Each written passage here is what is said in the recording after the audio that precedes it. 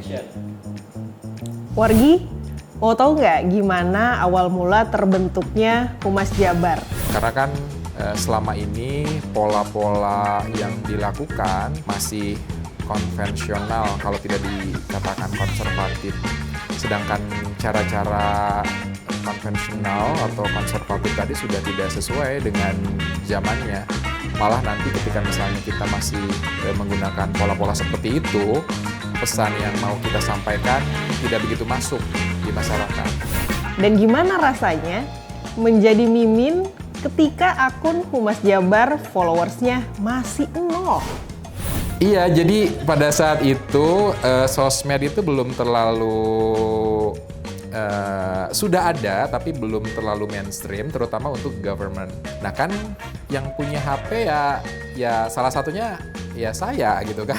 Jadi ya karena belum ada fasilitas kantor, kemudian ya siapa lagi gitu ya. Jadi ya pakai punya sendiri tuh, jadi bikin akun beberapa sosial media dan dan wajib gitu ya. Iya wajib gitu. Ini dia cerita orang dalam Agi Agung Galuh Purwa atau yang biasa dikenal dengan Kang Agi, Sekretaris Diskominfo Jabar. Ini kalau misalnya ntar saya minta cut, gak apa-apa ya? Suka ini, deg-degan, mau di demam kamera gini teh. Itu yang saya lakukan di video. Biasanya pemanasan itu lebih keluar, lebih panas, bener. Ada pastinya jadi sok ngeblank gitu dah. Bener. Sebenarnya kita udah mulai dari tadi sih Pak. Oh gitu? Serius? Baik. Jadi yang Korea itu ada. Oh. Soalnya siapa aja yang kena itu. Ya. Di awal sih ya sih tahu sih, maksudnya pengen ngobrol sama Bapak, nanya-nanya sama Bapak tuh karena memang Pak Agi salah satu yang berjasa lah untuk perkembangan dan sepak terjang kita dari nol banget nih Pak sampai bisa jadi kayak sekarang gitu Pak. Sebenarnya apa sih Pak yang pertama kali ada di benak Bapak ketika mau membentuk atau ngebangun tim kreatif dari Humas Jabar ini? Yang pertama keharusan. Kenapa keharusan? Karena pada saat itu belum ada. Dan kita bersyukur keharusan ini diapresiasi positif oleh pimpinan. Jadi pimpinan pun juga akhirnya bisa memahami dan akhirnya bisa dieksekusi keberadaan tim kreatif di lingkungan kita, Pemprov Jabar. Yang jadi urgensinya apa Pak sampai harus dibentuk? Pertama, kita perlu adanya approach yang berbeda. Karena kan selama ini pola-pola yang dilakukan masih konvensional kalau tidak dikatakan konservatif. Sedangkan cara-cara konvensional atau konservatif tadi sudah tidak sesuai dengan zamannya. Malah nanti ketika misalnya kita masih menggunakan pola-pola seperti itu, pesan yang mau kita sampaikan tidak begitu masuk di masyarakat. Jadi pesannya tidak tersampaikan. Karena itu urgensi dan mengapa kita perlu tim kreatif yang memang sama sekali baru timnya dibandingkan dengan tim existing pada saat itu.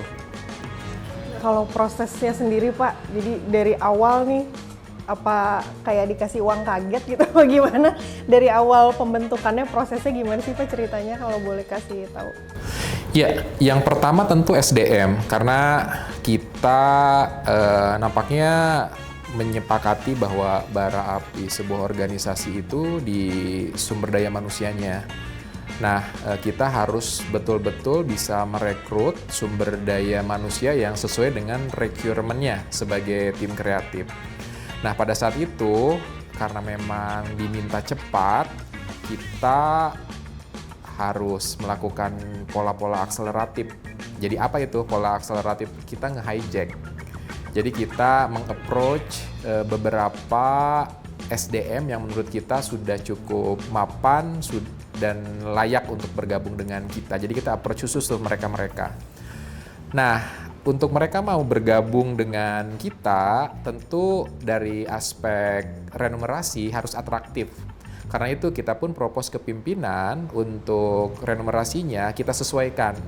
Jadi berbeda dengan teman-teman yang lain dari segi penghasilan juga layak dibandingkan dengan yang lainnya, karena ya harus atraktif tadi.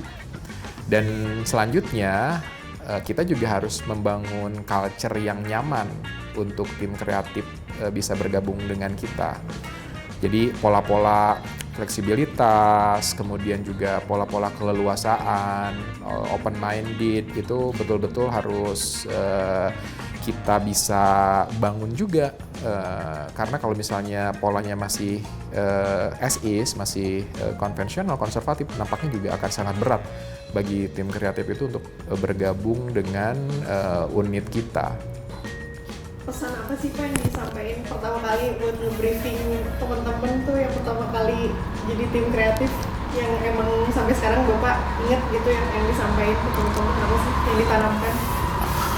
Ini udah lama ya sebetulnya. Mungkin yang pertama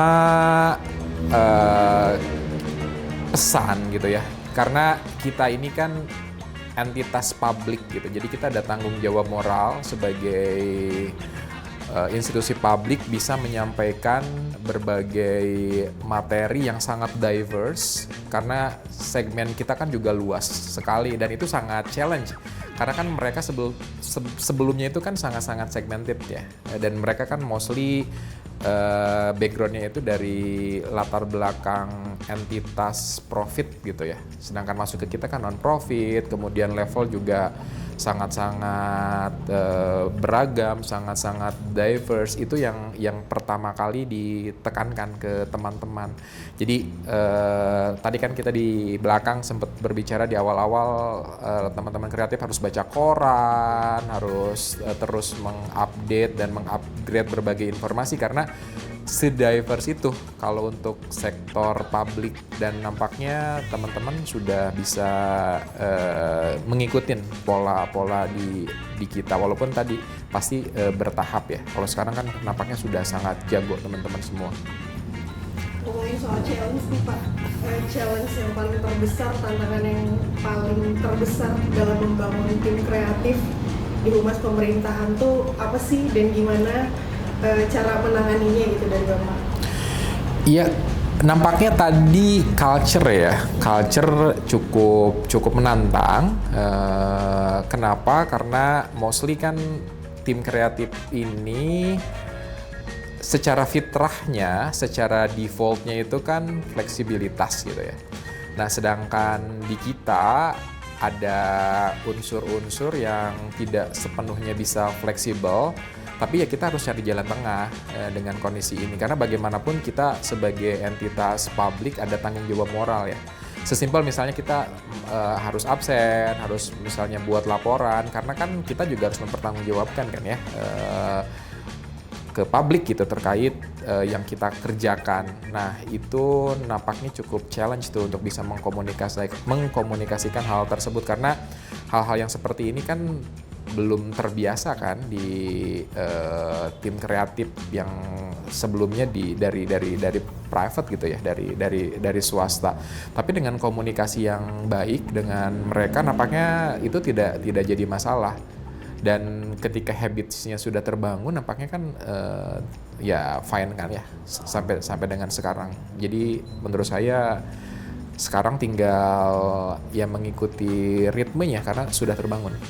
Berarti challenge yang terbesar tuh memang di SDM-nya dulu ya Pak, dikuatkan, disiapkan dulu. Betul. Nah, sebelum itu nih Pak, untuk perekrutannya sendiri, ada kriteria tersendiri nggak sih dari Pak Agi? Kan kita lihat nih yang pertama dari teman-teman kita juga nih, ada Aguntur, Areza, terus Usama dengan rambut gondrongnya gitu yang art banget. Itu gimana sih Pak cara Bapak untuk merekrut? Ini kayaknya cocok deh di humas ini, kayaknya cocok di air gitu.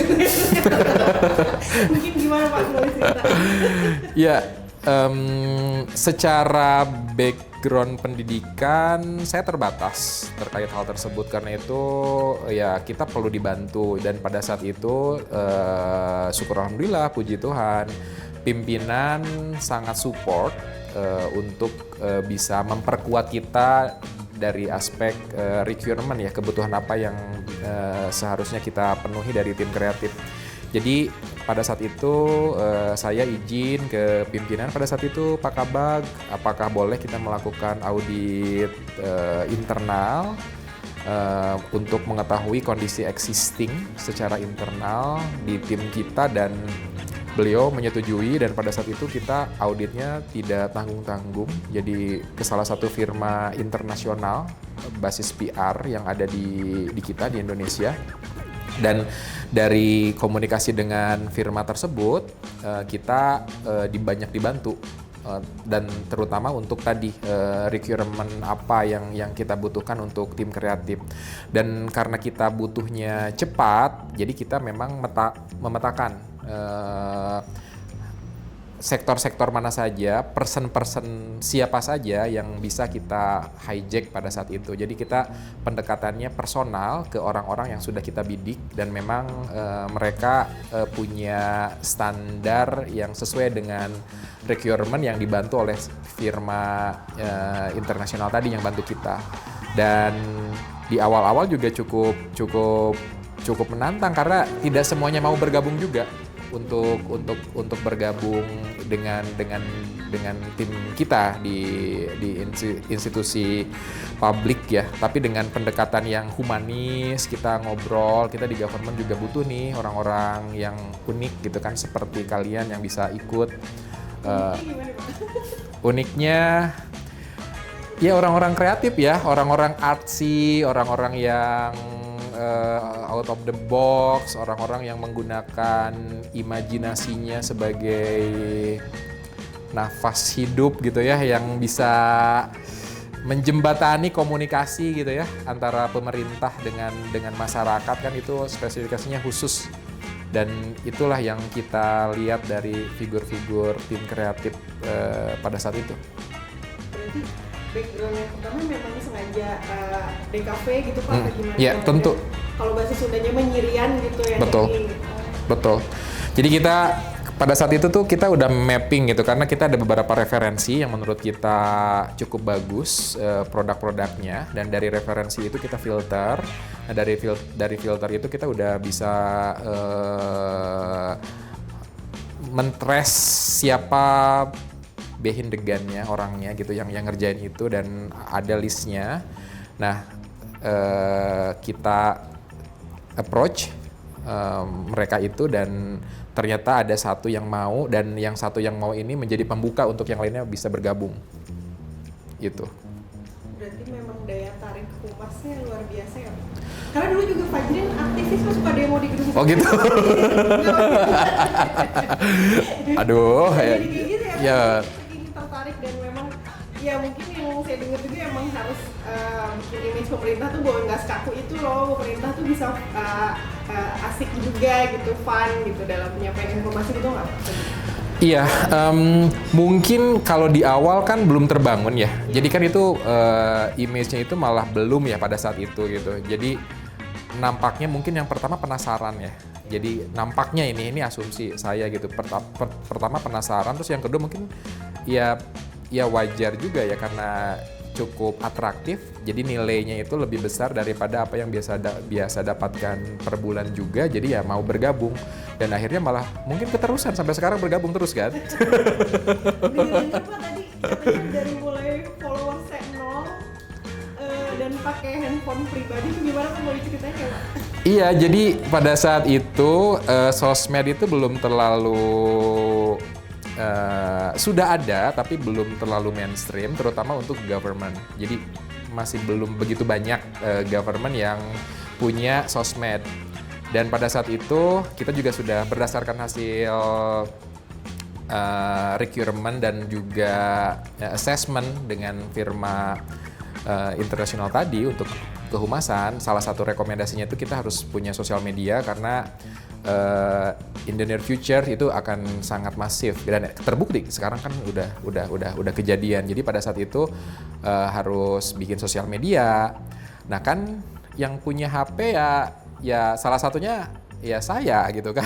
Jadi ya karena belum ada fasilitas kantor, kemudian ya siapa lagi gitu ya. Jadi ya pakai punya sendiri tuh. Jadi bikin akun beberapa sosial media dan awal-awal upload juga di sosial media yang maksudnya di HP sendiri dari mulai 0 follower sampai dengan mungkin nggak sampai ratusan ya, karena setelah itu dengan adanya tim kreatif yang handle, jadi saya hands on ke tim kreatif. Followersnya masih PNS. Dan wajib gitu ya, iya wajib gitu. Jadi warga Jabar harus tahu the real Mimin tuh ini. Bapak ya, Pak.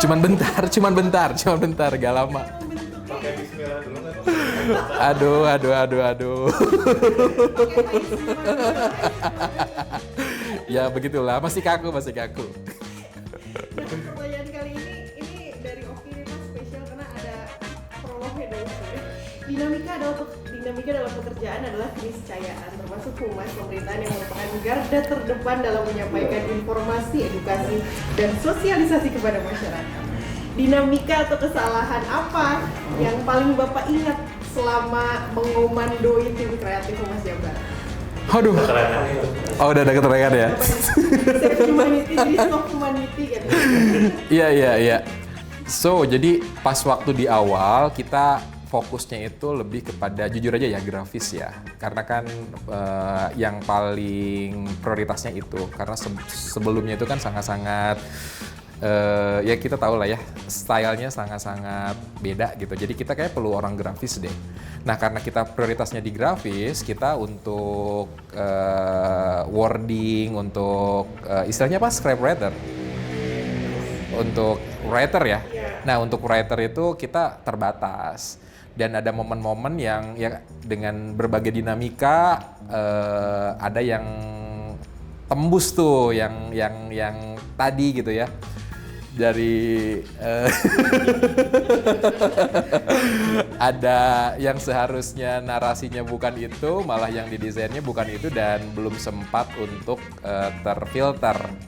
Nah, ya siapa yang mau ada kesalahan kan ya? Jadi handlingnya ya tentu dengan ketenangan ya. Jadi kita nggak pointing fingers, tidak terlalu ya menyalahkan. Yang paling penting itu mencari solusinya seperti apa, dan ya karena itu bertumbuh kan, akhirnya kan ada Oki, ada Tekia yang bisa bantu untuk di wording, di narasinya.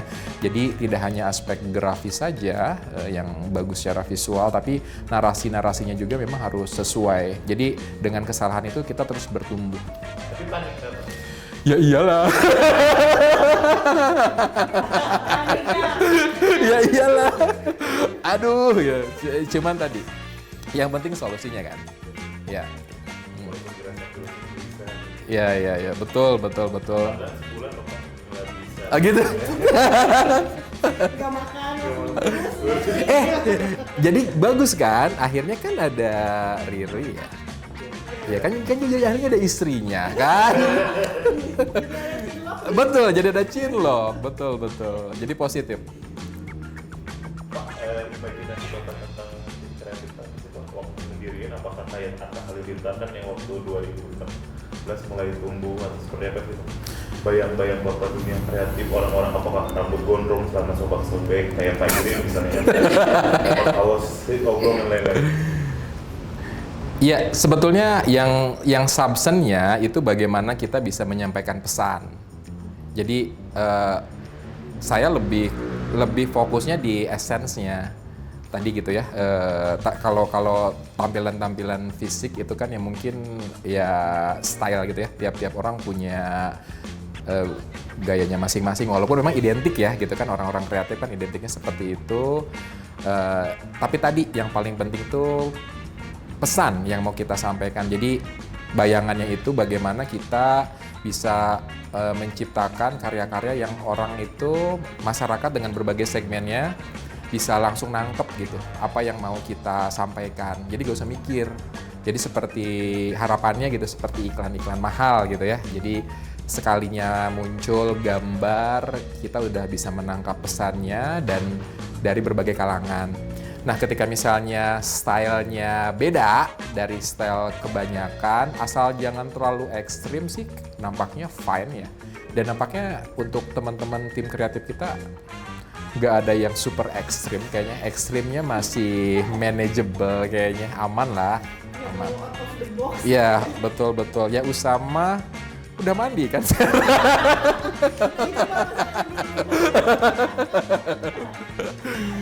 Rambutnya udah sedikit volumenya turun ya, nggak sebesar dulu volumenya, aman berarti. Dan itu semua kan perlu jadi tim kreatif itu perlu kreativitas lagi ya Pak ya? Kalau buat Bapak sendiri, menurut Bapak tuh kreativitas itu apa sih? Agak-agak philosophical ya ini ya. Kreativitas, kebebasan berimajinasi ya. Jadi nggak ada sekat-sekat, harus dibebaskan gitu imajinasinya. Itu mungkin definisi buat saya untuk kreativitas. Kalau buat Bapak sendiri, ataupun mungkin tips buat teman-teman juga Warik Jabar nih, cara ngasah kreativitas versi ala Bapak tuh gimana sih? Ya Pak, soalnya karena kan kalau misalnya mau jago nulis ada buku ya, tips menulis, tapi kan nggak ada buku Tips kreatif. mengasah kreativitas. Oke. Ya, sangat subjektif. Kalau untuk saya, nampaknya kita sampai kapanpun gitu ya, di usia berapapun, di posisi dimanapun, ya harus menyediakan setengah gitu ya dari kita untuk ruang bertumbuh. Jadi apalagi sekarang gitu ya, dunia sangat dinamis, apalagi kita di sektor ICT bisa per detik mungkin perubahannya untuk berbagai kemajuan teknologi. Jadi kita harus bisa terus adapt dengan berbagai perubahan tersebut, dan menurut saya itu sangat relate dengan creativity karena segala kemajuan teknologi base-nya, foundation-nya itu kan di creativity.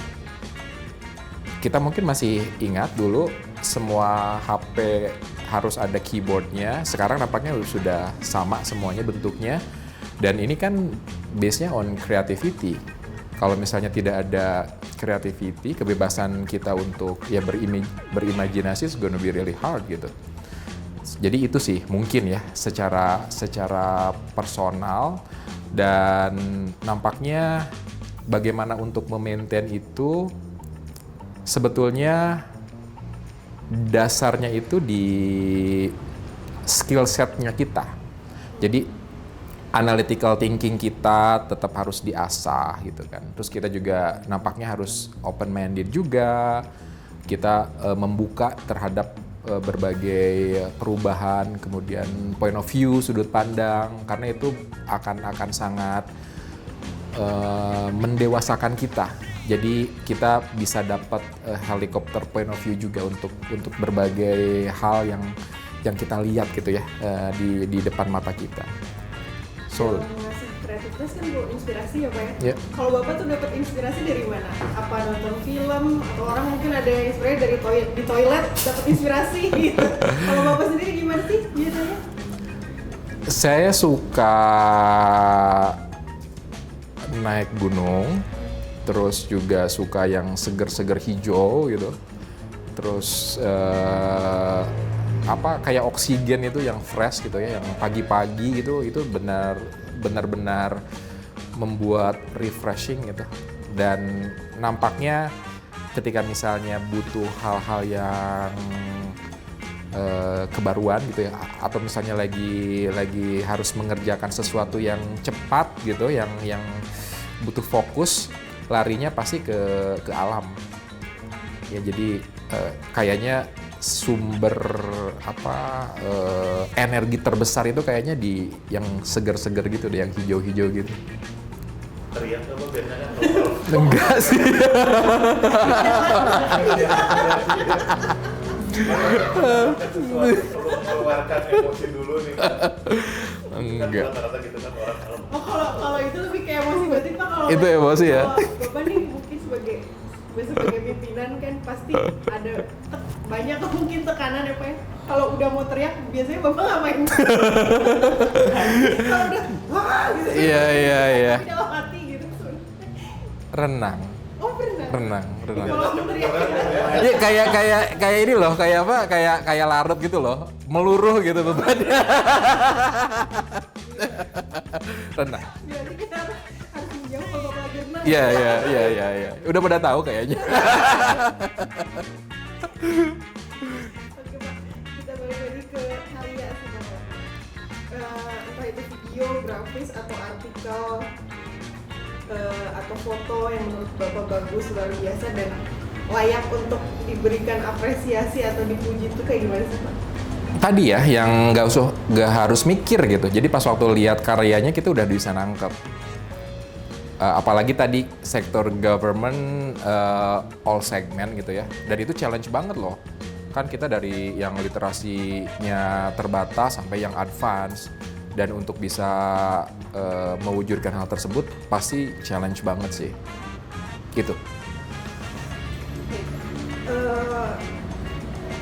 Alhamdulillah nih Pak, ketika kemarin pernah sih kita bikin kontennya, beberapa konten yang fun, yang lucu gitu. Kadang ada komen dari netizen tuh, wah seru ya kerja di Humas Jabar, wah jadi pengen gabung ya sama Humas Jabar gitu. Jadi kalau misalkan ada orang-orang kreatif nih Pak di luar sana yang pengen bergabung sama tim Humas, apa aja sih yang indikator yang perlu dipenuhi itu apa aja? Tapi nggak tahu nih, kita nggak open recruitment. Ini pandangan Cuman Bapak aja gitu. sebagai pandangan Bapak nih, atau mungkin jadi bahan evaluasi juga buat kita semua nih. Iya. Poin-poin apa sih, indikator apa yang harus dipunyai oleh tim kreatif? Ya, yang pertama tentu kreativitas ya, dan ini juga ya sangat subjektif sebetulnya, tapi yang paling bisa jadi patokan itu portofolio. Jadi porto itu penting. Jadi kenapa teman-teman harus punya LinkedIn, teman-teman harus update gitu kan LinkedIn-nya, punya porto yang bagus, karena somehow itu kan secara formal wahana untuk assess kan ya. Nah itu yang pertama gitu kan. Yang kedua secara culture juga harus fit in. Jadi nampaknya teman-teman di luar sana gak harus khawatir gitu. Oh aduh ntar masuk ke government kaku gitu kan. Masuk ke government ntar serba terbatas. Enggak juga harusnya, karena kan eranya sekarang udah berbeda dengan sebelum-sebelumnya. Walaupun memang ya kita tentu ada batasan-batasan, tapi menurut saya batasan pun juga masih sangat wajar gitu. Sangat wajar kan teman-teman? Gak ada yang aneh-aneh kan? Ajar, Pak.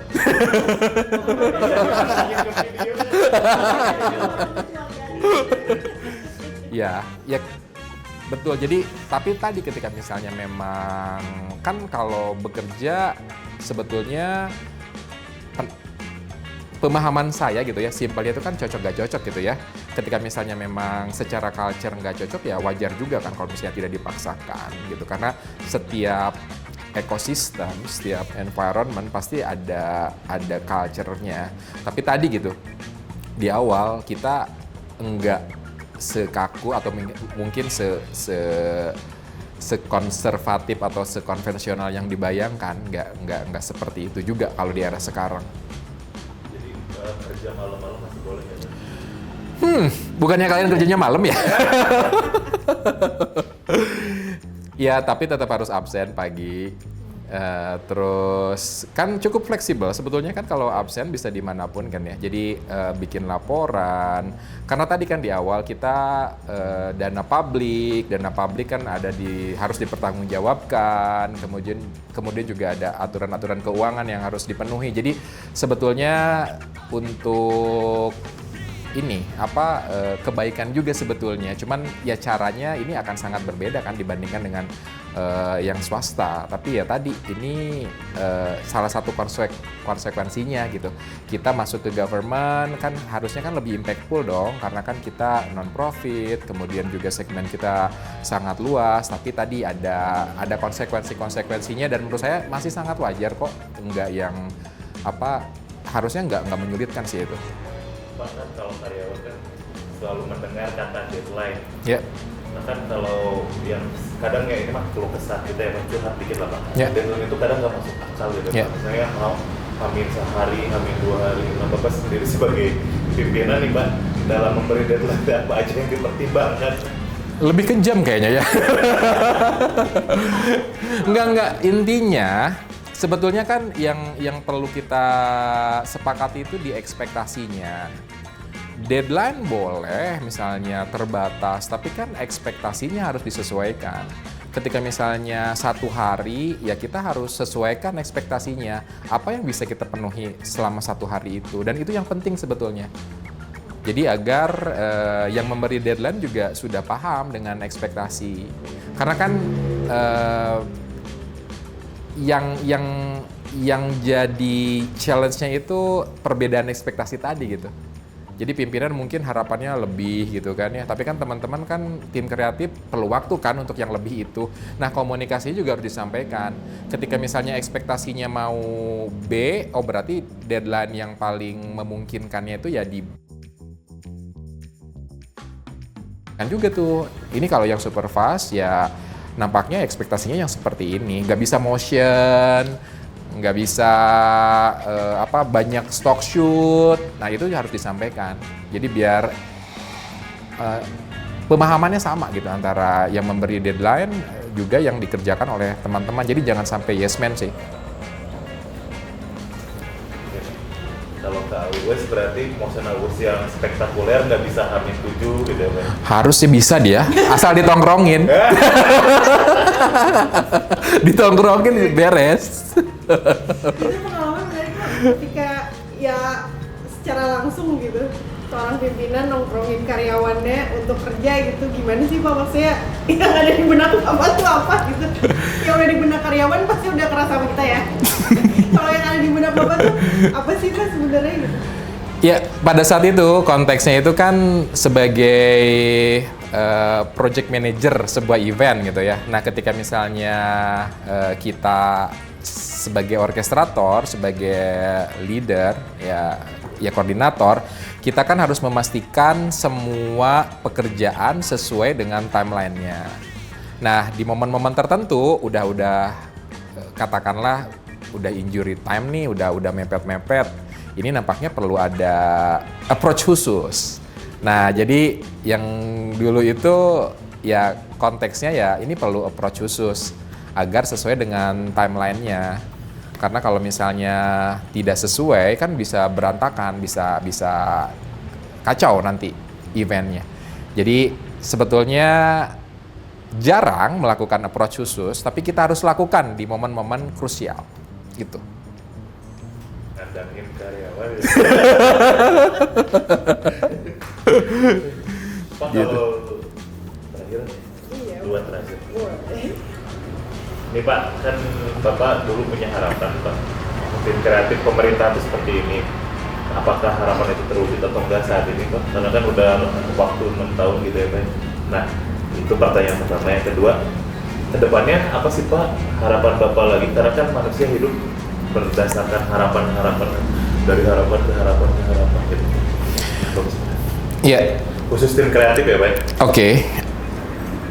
Positif progresnya dan sudah terbukti dan teruji. Sekarang kan tim kreatif tidak hanya di kita saja kan, tidak hanya di Humas, tapi di perangkat daerah nampaknya sudah punya, bahkan beberapa perangkat daerah nampaknya nggak hanya satu tim kreatif gitu ya, ada tim kreatif untuk ya event tertentu, kemudian juga mungkin untuk yang handling pimpinannya.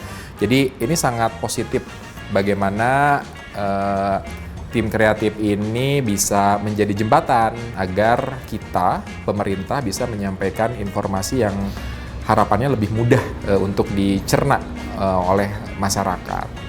Jadi itu ya, progresnya sangat positif. Kemudian untuk harapan ke depan, nampaknya memang bagaimana kita terus fit in dengan perkembangan zaman. Dan sekarang kan debatnya tuh kan bagaimana nih AI gitu ya bisa mereplace tim kreatif. Menurut saya belum ya, maksudnya tetap manusia ini masih menjadi pivotal point. Kenapa? Karena AI pun juga sampai dengan sekarang kan konteksnya itu tergantung input kan ya. Kan input kan tetap dari kita gitu ya. Dari so not the gun tapi behind the gun-nya, dan behind the gun-nya itu kan kita manusia gitu ya. Yang tadi kita diberikan by default-nya kan critical thinking gitu kan, analytical. Terus kemudian juga kita bisa ethics juga kan, kita lebih bisa jalan.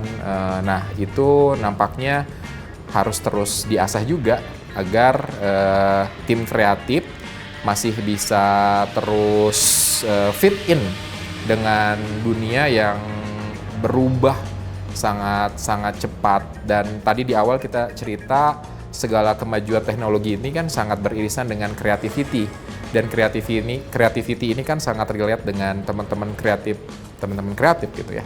Jadi teman-teman bisa dibilang prime mover, jadi sangat-sangat krusial untuk kita. Pak, aku penasaran. Agak balik lagi sih soal seorang pemimpin atau leader gitu ya. Kan Bapak termasuk pemimpin yang masih muda nih. Nah, pengen kasih tips atau pesan-pesan dong buat generasi muda juga nih, biar gimana sih cara jadi pemimpin, atau apa sih yang harus dipelajari biar bisa memimpin sesuatu gitu Pak, as a leader gitu, gimana?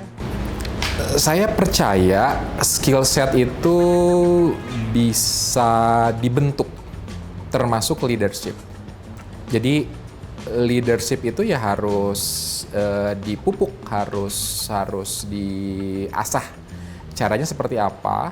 Ya pertama ya memimpin diri sendiri mungkin ya. Kan itu juga challenge banget tuh, memimpin diri sendiri gitu ya. Bangun pagi gitu kan, ngebersihin tempat tidur, atau mungkin kita mau ujian harus battle, mendingan belajar, mendingan rebahan, itu kan juga challenge ya. Nah terus kemudian kita berkegiatan, baik itu di kampus kalau yang sedang berkuliah, atau misalnya di sosial kemasyarakatan, kan banyak sekali sekarang kegiatan-kegiatan aktivitas volunteerism, itu juga bisa jadi wahana tuh untuk memupuk kepemimpinan. Terus ketika misalnya jadi koordinator, kan di kreatif nampaknya gantian kan koordinator. Nah itu kan juga wahana untuk memupuk kepemimpinan, dan saya percaya dengan latihan sedini mungkin itu menjadi wahana kita untuk belajar, untuk menjadi pemimpin. Ya seperti kita renang. Renang itu kalau misalnya diem saja di pinggir kolam ya nggak bakal bisa renang kan. Jadi kita harus nyebur gitu kan, harus ngerasain rasanya mau tenggelam. Jadi ya nggak mungkin kita mau tenggelam kan. Jadi kita we'll do our best biar tetap ngambang. Terus di awal-awal kan mungkin ya seadanya aja, yang penting ngambang gitu. Tapi kan lama-lama kita jadi belajar gimana cara misalnya gaya punggung, gaya dada. Nah itu tambahan sambil seiring berjalannya waktu. Kalau dari sekolah Pak, dari pendidikan nih Pak, Bapak kan hobi sekolah. Enggak juga. Itu selain ini maksudnya apa sih yang didapat atau pengalaman yang lebih ke personal dan yang pengalaman menarik yang didapat ketika bersekolah dan pindah-pindah negara gitu? Sekolah, ya sebetulnya kalau dari substance saya sih nampaknya sama ya. Setiap sekolah polanya itu pengajarannya harusnya sama ya. Standarnya itu menurut saya nggak jauh berbeda. Yang beda itu mungkin di exposure-nya. Jadi di experience-nya. Jadi karena saya kebetulan pernah di luar, kita kan jadi minoritas kan ya. Jadi jadi minoritas, kemudian bahasa bahasa kita yang sehari-hari kan bukan bahasa pertama. Jadi dengan exposure tadi bisa menambah skill setnya kita. Jadi bagaimana kita lebih mungkin berempati sama orang, karena kan secara culture sangat berbeda dengan kita. Rasanya menjadi muslim di tengah lingkungan yang berbeda dengan kita. Kemudian cara kita untuk berinteraksi dengan orang yang secara background sangat berbeda dengan kita. Nah, ini skill set yang menurut saya juga penting juga untuk kita terus bertumbuh. Jadi tadi tidak hanya aspek substansi pengajarannya, tapi tadi di luar itu nampaknya yang jadi pembelajaran juga. Tapi tadi ya, ini pun bisa kita dapatkan dimanapun, nggak harus di luar juga. Jadi sama saja di dalam dan di luar, bagaimana kitanya untuk bisa mengoptimasi berbagai hal tadi gitu untuk kebaikan kita, untuk kita bisa terus bertumbuh. Itu mungkin yang paling penting. Siapa Pak narasumber cerita orang dalam menurut Bapak selanjutnya? Yang kesini Pak. Siapa? Bukadis? Ya. Oke, atur nuhun Bapak. Ya.